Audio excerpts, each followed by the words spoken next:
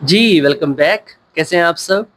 So this is the third video of Java plus AI full stack development series. पिछली video में हमने data types और variables को cover किया था।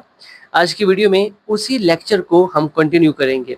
मेक श्योर आप एक भी लेक्चर मिस ना करो क्योंकि हर लेक्चर पिछले लेक्चर के साथ कनेक्टेड होता है, ठीक है? तो आप सीक्वेंस में चलो ताकि चीज़ें आपको अच्छे से समझ में आएँ। पिछली वीडियो में हमने बात की थी डेटा टाइप्स के बारे में। ये जो आपके सामने डेटा टाइप्स शो हो रही हैं, these are the primitive data types, बस एक को छोड़ के। ये जो स्ट्रिंग है, ये डेटा टाइप प्रिमिटिव नहीं है। याद है पिछली वीडियो में मैंने आपसे कहा था कि किसी भी कीवर्ड का अगर फर्स्ट लेटर कैपिटल हो, तो समझ जाना वो एक क्लास है। तो यहाँ पर देखो स्ट्रिंग का जो फर्स्ट कैरेक्टर है वो कैपिटल है। दिस इज़ अ क्लास और ये जो है ये एक ऑब्जेक्ट है। ऑब्जेक्ट के बारे में मैंने आपसे पहले भी कहा था, ऑब्जेक्ट ओरिएंटेड प्रोग्रामिंग में हम डिटेल से बात करेंगे और स्ट्रिंग के लिए एक अलग से डेडिकेटेड वीडियो आएगा आपके लिए। तो यहाँ पर जो चीज़ मैं आपको समझाना चाहता हूँ, मैंने साथ में ये भी मेंशन किया है कि हाँ, कौन सी डेटा टाइप मेमोरी में कितनी स्पेस ले रही है। अभी फ़िलहाल के लिए मैं इसको हटाता हूँ, मैं आपको एक इंटरेस्टिंग चीज़ दिखाना चाहता हूँ। मैं एक स्कैनर क्लास का ऑब्जेक्ट बना देता हूँ क्योंकि मैं इनपुट लेने वाला हूँ यूज़र से। सो स्कैनर देन न्यू स्कैनर और इसके अंदर है सिस्टम डॉट, इसके आगे क्या आता है? इन। याद रखना ये चीज़ें वक्त के साथ साथ भूल जाती हैं अगर आप प्रैक्टिस नहीं करोगे तो। अभी मैं क्या करने वाला हूँ, फॉर एग्जाम्पल मैं एक काम करता हूँ, मैं यहाँ पर ना एक वेरिएबल बना लेता हूँ इंट, इसको नाम देता हूँ ए और इसकी वैल्यू मैं यूज़र से लेना चाहता हूँ। So A S C dot next int, कुछ इस तरह से, और इसी वैल्यू को मैं आउटपुट में शो कर देता हूँ। System dot out dot print L N, और ए की वैल्यू को मैं शो करना चाहता हूँ। अभी मैं आपको कुछ इंटरेस्टिंग दिखाने वाला हूँ। मैंने ये जो वेरिएबल बनाया है ना, ये इंट टाइप का वेरिएबल है और मैं इसको एक वैल्यू दूंगा। तो यहाँ पर देखो मैं इसको वैल्यू देता हूँ 25.5, एंटर करता हूँ, मुझे एरर शो हो रहा है। दिए तो मैंने नंबर है ना, बट पिछली वीडियो में मैंने आपसे कहा था दैट इंट जो है उसके अंदर पॉइंट वाले नंबर्स नहीं होते, बट यहाँ पर कुछ ना कुछ ऐसा हुआ है जिसकी वजह से जावा ने हमें एरर दिया है। यहाँ पर जो एरर मैसेज है वो है इनपुट मिसमैच एक्सेप्शन। देखो बिहाइंड द सीन क्या हुआ, मैंने जब इसको 25.5 दिया, इसने इसको कन्वर्ट करने की कोशिश की इंट में, बट ये कन्वर्ट नहीं कर सका। मेरी बात को समझना, आज का टॉपिक बहुत इंपॉर्टेंट है इसलिए कंफ्यूज मत होना, समझना। इसने कन्वर्ट करने की कोशिश की है, मैं दिखाऊंगा कि कैसे इसने कोशिश की है। मेरी बात मान लो, इसने कन्वर्ट करने की कोशिश की है बट ये कन्वर्ट नहीं कर सका इंट को फ्लोट में। क्यों? फ्लोट जो है वो मेमोरी में ज़्यादा जगह लेता है, मतलब फ्लोट का बॉक्स बड़ा है, ठीक है? मैंने उस बड़े बॉक्स को इंट में रखने की कोशिश की है तो मैं नहीं रख सका। मतलब कंपाइलर ने बिहाइंड द सीन, हमारा जो जेडीके है उसने कोशिश की है कि फ्लोट की वैल्यू जो मैंने दी है 25.5, ये जो फ्लोट की वैल्यू है इसको इंट में उसने फिट करने की कोशिश की है बट वो नहीं कर सका। That's why we are getting this error. अब मैं आपसे कह रहा हूँ कि बड़े बॉक्स को छोटे बॉक्स में हम फिट नहीं कर सकते, तो क्या हम छोटे बॉक्स को बड़े बॉक्स में फिट कर सकते हैं? मतलब फ्लोट का वेरिएबल हो, क्या मैं उसको इंट की वैल्यू दे सकता हूँ? चेक करते हैं।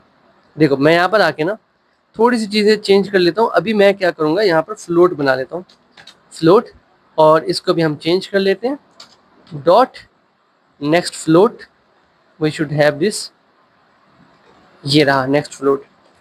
अब इसको फिर से रन करते हैं। पहले हमने क्या किया बताओ ज़रा? पहले हमने फ्लोट वैल्यू को इंट में रखने की कोशिश की। अब मैं इंट वैल्यू दूंगा, क्या वो फ्लोट में स्टोर होती है? मैंने 25 दिया, स्टोर हो गया, बट साथ में 0.0 भी आया, मतलब उसने कन्वर्ट किया।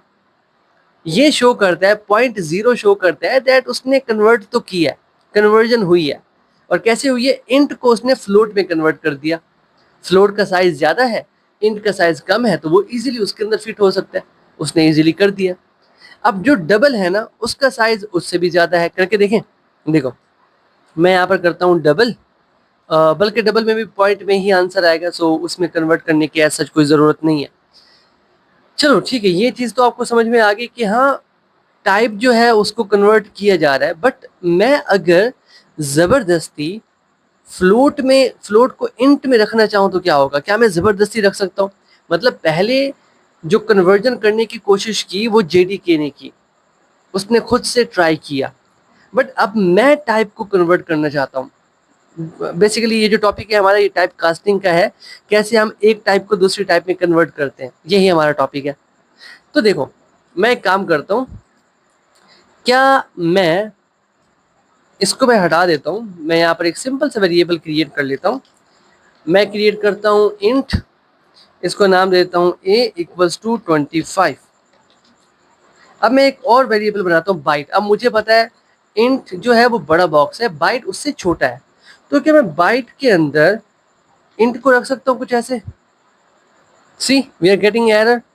क्या कह रहे हैं वो, अगर मैं होवर करूँ रिक्वायर्ड बाइट और आप मुझे दे रहे हो इंट, मतलब वो कन्वर्ट नहीं कर पा रहा। मैं ज़बरदस्ती करवा सकता हूँ इससे, चेक करते हैं। मैं अगर खुद से टाइप कन्वर्जन करना चाहता हूँ तो मुझे यहाँ पर क्या बाइट लिखना होगा, मैंने यहाँ पर बाइट लिखा, एरर खत्म हो गया। अभी मैं b की वैल्यू को आउटपुट में देखना चाहता हूँ। देखो system dot out dot print L N, और b की वैल्यू को देखना चाहता हूँ। आप सोच रहे होगे कि b की वैल्यू 25 है, तो a की वैल्यू 25 है तो आउटपुट में 25 आएगा। आप सही सोच रहे हो, 25 ही तो आएगा। यहाँ पर देखो 25 आ रहा है। अच्छा, अब मैं a की वैल्यू को चेंज करता हूँ, मैं 257 कर देता हूँ, 257। क्या अभी मेरे पास आउटपुट आएगा? अभी आप सोचोगे हाँ सर 257 आएगा, बट मैं कह रहा हूँ नहीं आएगा 257। यहाँ पर आउटपुट में 1 आ रहा है। इंटरेस्टिंग ना। a की वैल्यू है 257, a की डेटा टाइप है इंट, उस a को मैं कन्वर्ट कर रहा हूँ खुद से बाइट में और b में स्टोर कर रहा हूँ, बट जब मैं उसकी वैल्यू को देख रहा हूँ तो मुझे शो हो रहा है 1। क्यों? देखो, हर डेटा टाइप की ना डाटा स्टोर करने की एक लिमिट होती है, वो उससे ज़्यादा डाटा स्टोर नहीं कर सकता, उससे बड़ा डाटा स्टोर नहीं कर सकता। जो बाइट है ना, ये 256 बस इतना डाटा स्टोर कर सकता है। 256 से ऊपर गया ये स्टोर नहीं कर सकता, तो ये क्या करेगा, 1 से स्टार्ट कर देगा। 1, मेरी बात समझ में आई? अच्छा, अगर ये 1 से स्टार्ट करता है तो अगर मैं यहाँ पर 258 कर दूं तो क्या आंसर 2 आएगा? चेक करें, चेक करते हैं। देखो ये चीज़ें ना जब आप खुद से ट्राई करोगे ना कि यार चेक करता हूँ, ऐसा करूँगा तो क्या होगा, तब मज़ा आता है पढ़ने का। यहाँ 2 आ रहा है, मतलब उसने दोबारा 1 से स्टार्ट कर दिया। Simple, clear. अगर मैं इसको 9 कर दूँ तो क्या होगा, क्या ये मुझे 3 आंसर देगा? चेक कर लेते हैं अभी, 2 सेकंड लगेंगे, ज़्यादा वक्त तो लगेगा नहीं हमारा। हाँ 3 आ रहा है, इट मीन्स वो 1 से स्टार्ट कर रहा है। जो उसकी कैपेसिटी थी आपने उससे ज़्यादा दे दिया, तो वो उसके ऊपर से स्टार्ट कर रहा है, उसने 1 से स्टार्ट कर दिया कि भाई इससे ऊपर मैं जा ही नहीं सकता। अच्छा ठीक है, ये भी बात समझ में आ गई। ठीक है कि हाँ हम ऐसा कर सकते हैं। अभी मैं कुछ और चीज़ें आपको दिखाना चाहता हूँ, सो मैं इसको रिमूव कर देता हूँ। बाइट का आपको समझ में आ गया, ठीक है। अभी ना मैं डबल का बनाता हूँ। डबल आपको पता है ये बहुत ज़्यादा मेमोरी लेता है, एक बहुत बड़ा बॉक्स है। तो मैं इसका नाम दे देता हूँ ये, और इसको कुछ मैंने वैल्यू दे दी, ठीक है, काफ़ी बड़ी वैल्यू दे देता हूँ। अभी इसको वी आर गेटिंग एरर, एक काम करते हैं यहाँ पर डी लिख देता हूँ, ठीक है, जैसे फ्लोट में एफ लिखते हैं तो यहाँ पर डी। तो अभी मैं ना इसको स्टोर करना चाहता हूँ इंट में, क्या मैं कर पाऊँगा? देखो मैं इंट का एक वेरिएबल बना लेता हूँ, इसको नाम दे देता हूँ सी, और इसके अंदर बी स्टोर कर देता हूँ। क्या मैं कर पा रहा हूँ? नहीं कर पा रहा। सेम वही एरर आएगा। वो कह रहा है कि यहाँ पर देखो क्या कह रहा है, रिक्वायर्ड है इंट और आप दे रहे हो डबल। अच्छा, मैं कहता हूँ अगर तुम कन्वर्ट नहीं कर पा रहे तो मैं ज़बरदस्ती कन्वर्ट करता हूँ इंट में, तो मैंने इंट लिख दिया, एरर ख़त्म हो गया। बट क्या मुझे ये आउटपुट शो होगा? क्या इंट की इतनी कैपेसिटी है कि ये इतनी बड़ी वैल्यू को स्टोर कर सके? Let's check. यहाँ पर आते हैं system dot out dot print L N, और सी की वैल्यू को आउटपुट में देख लेते हैं। Let's run this. ऐसे ही होते हैं, कोडिंग ऐसी ही होती है, आप एक एक चीज़ चेक करते हो कि यार ये करूँगा तो क्या होगा, ये करूँगा तो क्या होगा, और तभी आप सीखते हो। सो हमें आउटपुट मिल रहा है 2 1। अरे नहीं, ये तो कुछ और ही आ गया आउटपुट। यहाँ पर आउटपुट कुछ और है, यहाँ पर आउटपुट कुछ और है, सेम वही। मतलब अगर उसकी कैपेसिटी से ज़्यादा वैल्यू आ गई तो मसला है। अब हो सकता है आप सोच रहे हो कि सर आप हमें ये टॉपिक क्यों पढ़ा रहे हैं?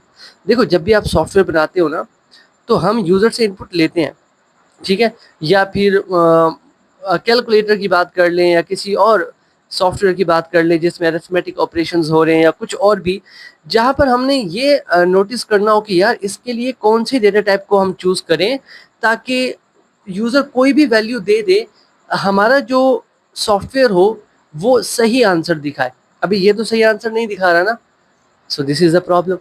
हर डेटा टाइप की एक लिमिट होती है डेटा को स्टोर करने की, उससे ज़्यादा अगर आप दोगे तो वो एक ऐसा रिजल्ट आपको देगा जो आपने कभी सोचा भी नहीं होगा।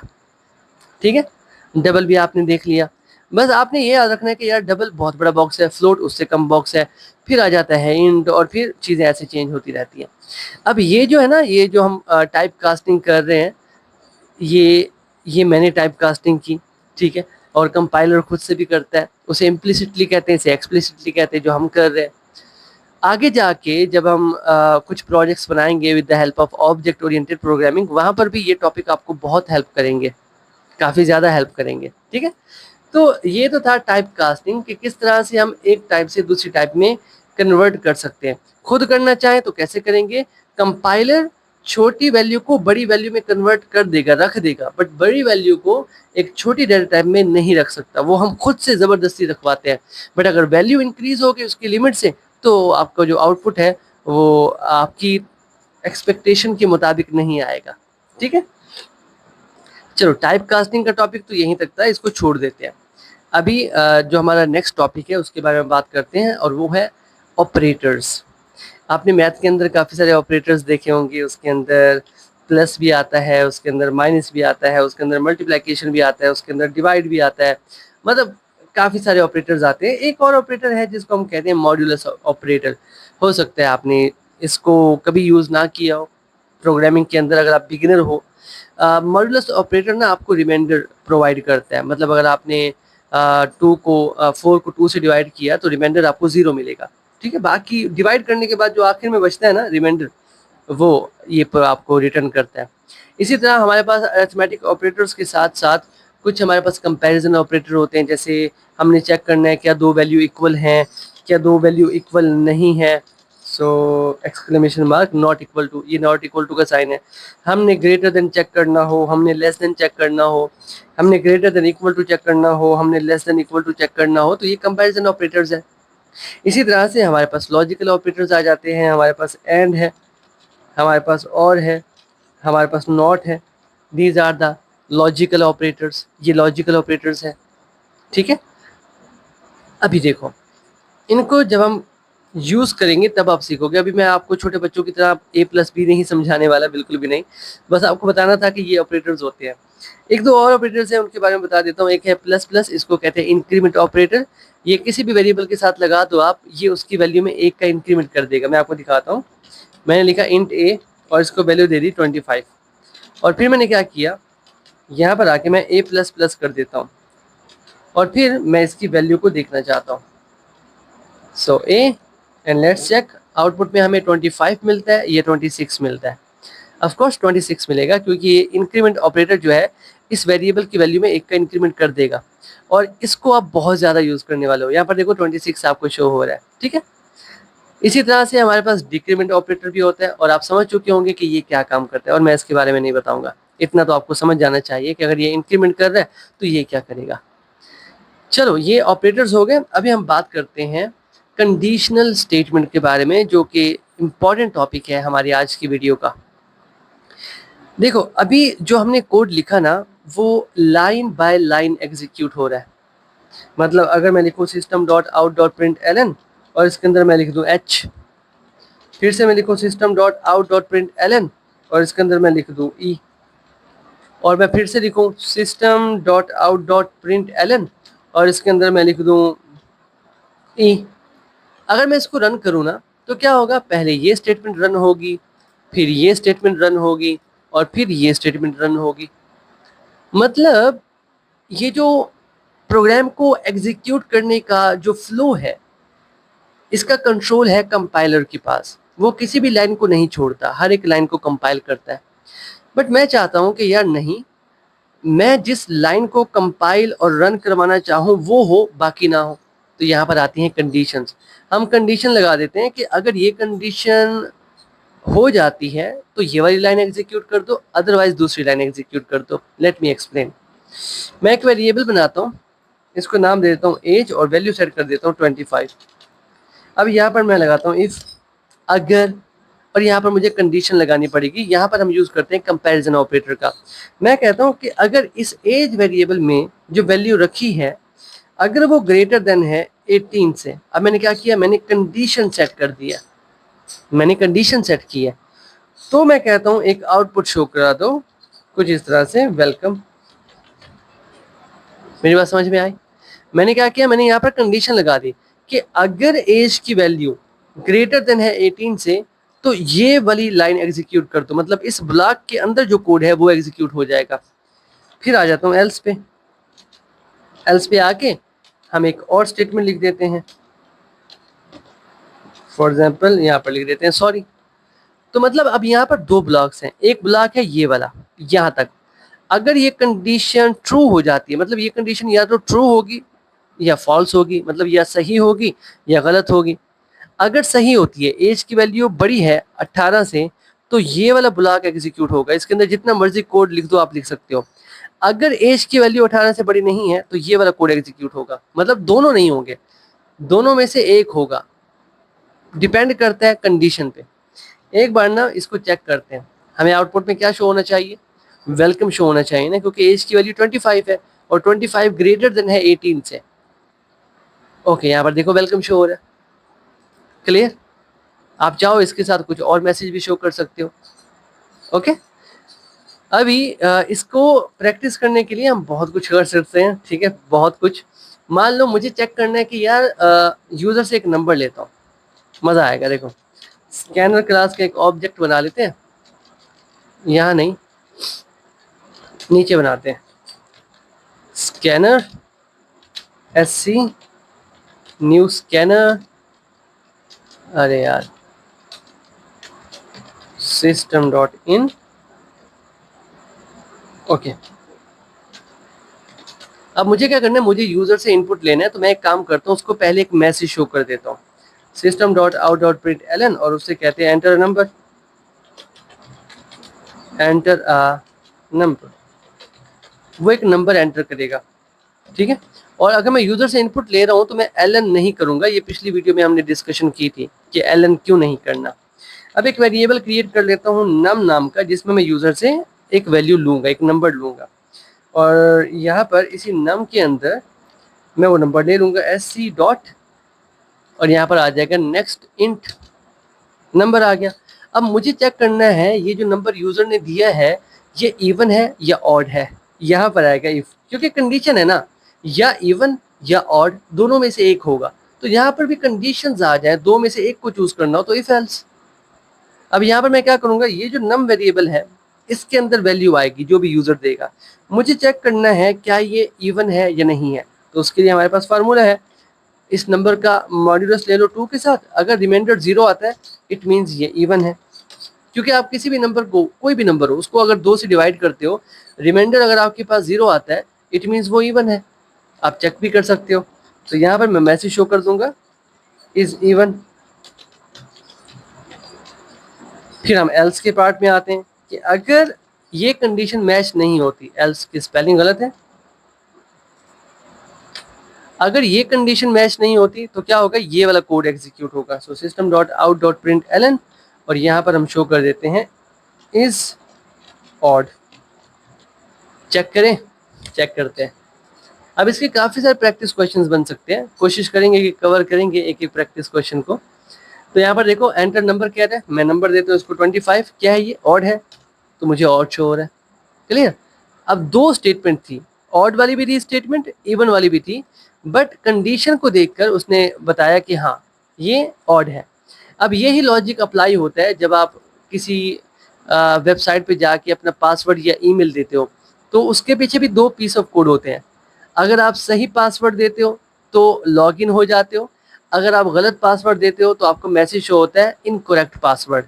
तो वहाँ पर भी यही लॉजिक यूज़ हो रहा है, हम यूज़र से पासवर्ड लेते हैं, अगर पासवर्ड ठीक है तो वेलकम, अदरवाइज सॉरी।